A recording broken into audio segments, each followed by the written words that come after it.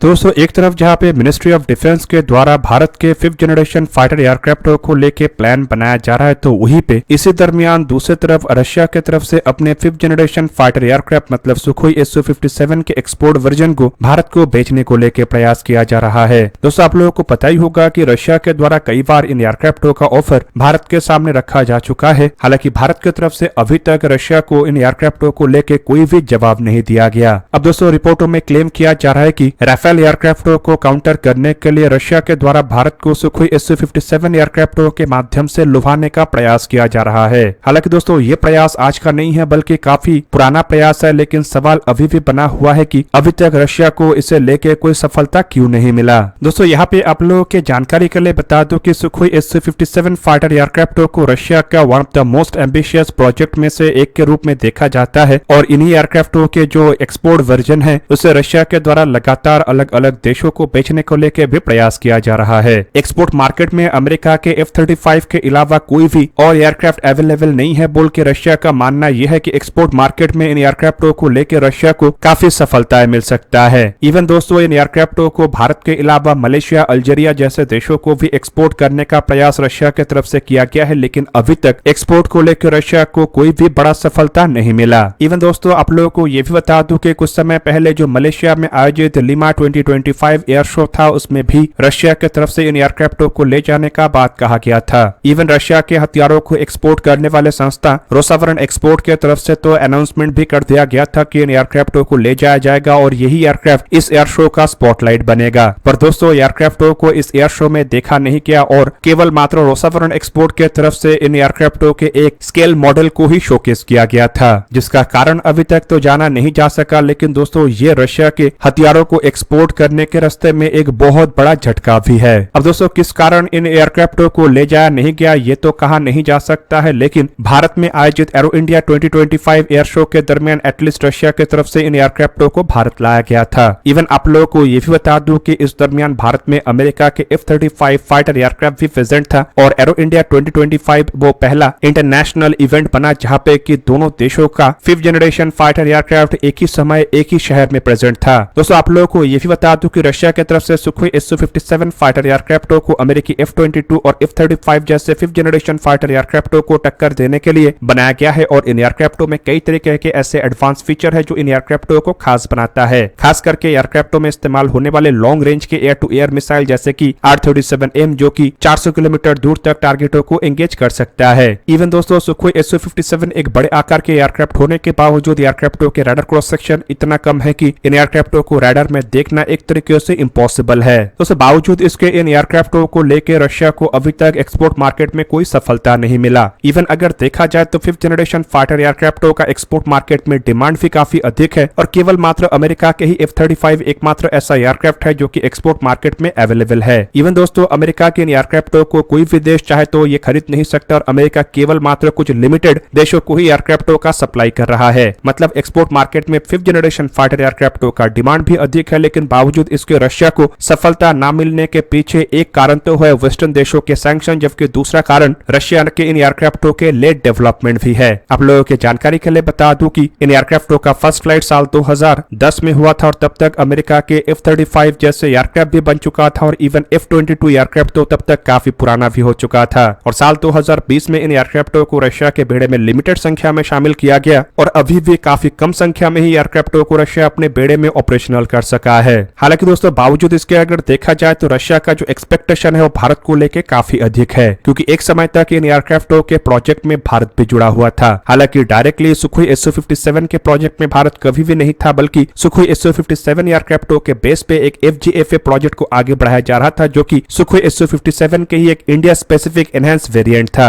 पर दोस्तों कई सारे कारणों की वजह से भारत अपने आप को इस प्रोजेक्ट से विड्रॉल कर लिया और उसके बाद से ही आप कह सकते हैं कि भारत के मार्केट में इन एयरक्राफ्टों का जो संभावनाएं है वो ना के बराबर हो गया है। साल 2018 के बाद से ही भारत के द्वारा अपने खुद के स्वदेशी 5th जनरेशन फाइटर एयरक्राफ्ट मतलब AMCA एयरक्राफ्टों के डेवलपमेंट को तेज किया गया है और इवन अब तो ये भी दावा किया जा रहा है कि भारत AMCA के अलावा किसी अन्य एयरक्राफ्ट को खरीदने को लेकर कोई इरादा भी नहीं रख रहा है। अब दोस्तों यहाँ पे आप लोगों के जानकारी के लिए ये भी बता दूं कि जब FGFA प्रोजेक्ट को आगे बढ़ाया जा रहा था तब असल में भारत के द्वारा काफी बड़े मात्रा में ऐसे एयरक्राफ्ट को खरीदने को लेकर इरादा रखा जा रहा था, लेकिन वर्क शेयरिंग इशू के साथ साथ एयरक्राफ्टों के स्टेल्थ और इंजन को लेके इश्यूज के वजह से भारत अपने आप को इस प्रोजेक्ट से विड्रॉल किया। जबकि वहीं पे दोस्तों पिछले 7 साल में अब कंडीशन इस तरीके से बदल चुका है कि भारत को अब अन्य देशों से 5th जनरेशन फाइटर एयरक्राफ्ट खरीदने को लेके सोचना पड़ सकता है। खास करके पाकिस्तान और चाइना जिस तरीके से 5th जनरेशन और स्टेल्थ एयरक्राफ्ट को लेके गठबंधन बना रहा है, उस गठबंधन को तोड़ने के लिए भारत AMCA जैसे एयरक्राफ्टों का इंतजार 10 साल नहीं कर सकता है। रिपोर्ट में क्लेम किया जा रहा है कि चाइना पाकिस्तान को J-35 जैसे एयरक्राफ्ट दे रहा है और इवन अब तो ये तक क्लेम किया जा रहा है कि ऑपरेशन सिंदूर में झटका लगने के बाद चाइना अब और जल्द ही इन एयरक्राफ्टों को पाकिस्तान को सप्लाई करना चाहता है ताकि भारत के खिलाफ पाकिस्तान को एक एज मिले और चाइना पाकिस्तान के रास्ते भारत को एंगेज रख सके। जबकि दोस्तों भारत के AMCA एयरक्राफ्टों के प्रोजेक्ट को लेकर क्लेम किया जा रहा है कि इन एयरक्राफ्टों के डेवलपमेंट और एयरक्राफ्टों के प्रोजेक्टों का जो टाइमलाइन है वो सही तरीके से आगे तो बढ़ रहा है, लेकिन सभी कुछ कंप्लीट करके एयरक्राफ्टों के प्रोडक्शन और फिर एयरक्राफ्टों को एयरफोर्स के बेड़े में इंडक्ट करने के लिए कम से कम 10 साल मतलब साल 2035 तक का इंतजार करना पड़ेगा। और अगर आने वाले 2 से 3 साल के अंदर भी पाकिस्तान के पास J-35 जैसे एयरक्राफ्ट आ जाता है तो ये भारत के लिए तब चिंता का विषय बनेगा। ऐसे में दोस्तों एक्सपर्टों का मानना यह है कि भारत को एटलीस्ट लिमिटेड संख्या में 5th जनरेशन फाइटर एयरक्राफ्ट खरीदना चाहिए ताकि AMCA एयरक्राफ्टों को लेकर अगर डिले भी होता है तब भी 5th जनरेशन फाइटर एयरक्राफ्टों के टेक्नोलॉजी के मामले में भारत पीछे ना रहे और J-35 को काउंटर करने के लिए भारत के पास पर्याप्त ताकत हो। हालांकि एयरफोर्स की तरफ से फिलहाल इस तरीके का कोई भी क्लेम अब तक नहीं किया गया है, लेकिन उन्हीं एक्सपर्टों का मानना यह है कि एयरफोर्स अपने 5th जनरेशन फाइटर एयरक्राफ्टों के प्रोजेक्ट को अगर सेपरेट भी रखता है तब भी MRFA टेंडर के अंतर्गत सेपरेट एक 5th जनरेशन फाइटर एयरक्राफ्ट को खरीदने का संभावनाएं हैं। दोस्तों आप लोगों को बता दूं कि MRFA टेंडर मतलब 114 फाइटर एयरक्राफ्ट को खरीदने का टेंडर है जिससे कि साल 2018 में जारी किया गया था और अभी तक इस प्रोजेक्ट को लेकर कोई बड़ा डेवलपमेंट नहीं हुआ है। और इस दरमियान रशिया की तरफ से अब सुखोई Su-57 के एक्सपोर्ट वर्जन मतलब सुखोई Su-57E को बना लिया गया है। मतलब अगर भारत कंसिडर करता है कि MRFA टेंडर के अंतर्गत 5th जनरेशन फाइटर एयरक्राफ्ट को खरीदा जाए तो इसमें सुखोई Su-57 एयरक्राफ्टों का भी जगह बन सकता है। अब दोस्तों इससे एक तरफ जहां पे AMCA के अलावा भारत को किसी अन्य separate 5th generation fighter aircraft खरीदने का आवश्यकता नहीं पड़ेगा तो वहीं पे 114 फाइटर एयरक्राफ्टों के टेंडर भी फुलफिल होगा और भारत को 5th जनरेशन के फाइटर एयरक्राफ्ट भी मिल जाएगा। पर दोस्तों अगर MRFA टेंडर में सुखोई Su-57 फाइटर एयरक्राफ्टों को शामिल किया जाता है तो ये फ्रांस के लिए एक बहुत बड़ा झटका होगा,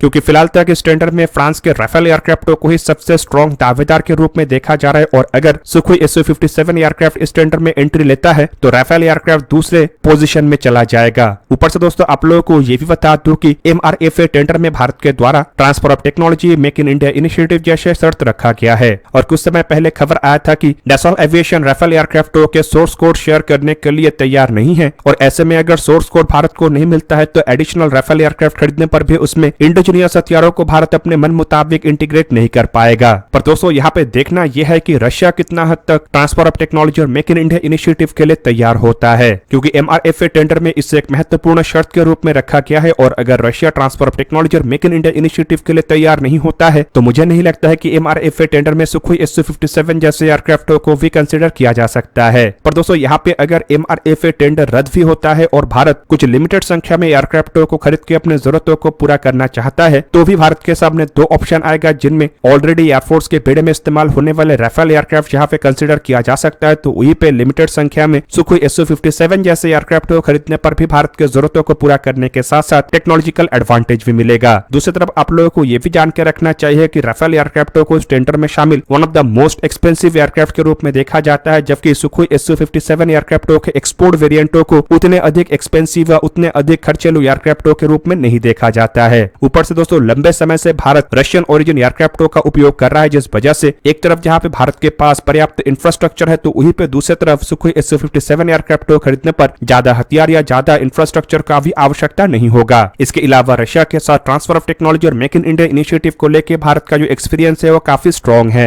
ऐसे में दोस्तों अगर नेगोशिएशन हार्ड होता है और MRFA टेंडर में इन एयरक्राफ्टों को रशिया शामिल करने के लिए तैयार होता है तो मेरा मानना यह है कि ये भारत के लिए सबसे बेहतरीन ऑप्शन हो सकता है। जबकि इसके अलावा कुछ समय पहले एरो इंडिया के दरमियान ही रशिया के एक वरिष्ठ अधिकारी की तरफ से क्लेम किया गया था कि भारत के जो नासिक स्थित सुखोई 30 MKI एयरक्राफ्टों का प्लांट है वहीं पे ही सुखोई Su-57 एयरक्राफ्टों को मिनिमम इंफ्रास्ट्रक्चर अपग्रेडेशन के साथ तैयार किया जा सकता है, जो कि इशारा देता है कि रशिया इन एयरक्राफ्टों को भारत में निर्माण करने के लिए भी तैयार है। और दोस्तों अगर ऐसा होता है तो MRFA टेंडर के लिए भी इन एयरक्राफ्टों का जो रास्ता है वो साफ हो जाएगा, जो कि कुछ और नहीं बल्कि फ्रांस फ्रांस को बड़ा झटका देगा। दोस्तों आप लोगों को क्या लगता है कि क्या भारत को MRF टेंडर में राफेल एयरक्राफ्ट को ठुकरा के रशिया से सुखोई Su-57 जैसे एयरक्राफ्ट को खरीदना चाहिए या नहीं, कमेंट करके अपनी राय अवश्य दीजिए। दोस्तों आज के इस वीडियो को यहीं पे ही करते समाप्त, किसी और एक दिन किसी और एक वीडियो में मिलेंगे, तब तक के लिए जय हिंद, वंदे मातरम।